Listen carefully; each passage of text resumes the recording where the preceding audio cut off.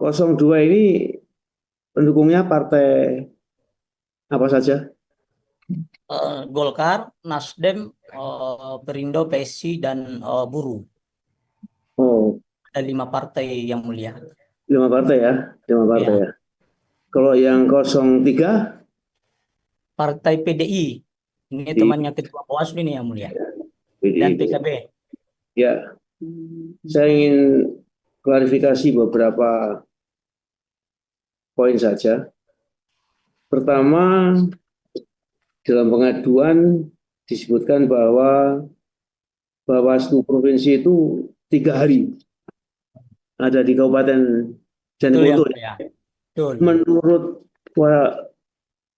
pengadu, 3 hari itu dugaannya apa ya? 3 hari di situ. Ya, saya sangat tahu betul yang mulia. Ketua Bawaslu Provinsi punya hubungan nasional dengan salah satu calon di Jeneponto.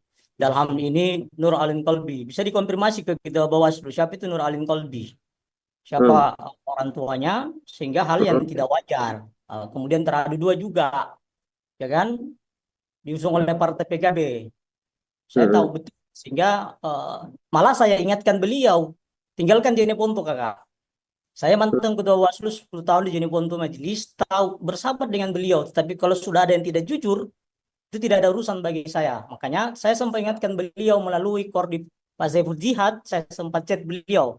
Mohon tinggalkan Jeneponto. Karena Hmm. kehadiran Anda ini dianggap mengganggu. Karena kita tahu betul hubungan emosional dengan calon yang kalah di Jeneponto itu yang mulia. Saya Ya. sempat ketemu beliau di kantor Bawaslu yang mulia. Dan informasi-informasi yang saya dapat juga, seperti tadi disampaikan oleh saksi, itu sama sekali tidak pernah melibatkan anggota Bawaslu yang bertanggung jawab di selaku Ya. PSI Ya. ini yang mulia. Saya Jadi kira itu yang mulia.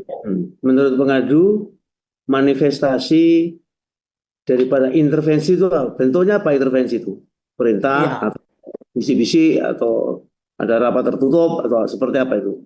ya, informasi yang kami dapatkan yang mulia, ketua Bawaslu Provinsi ini hadir di Bawaslu Kabupaten itu hanya bolak-balik.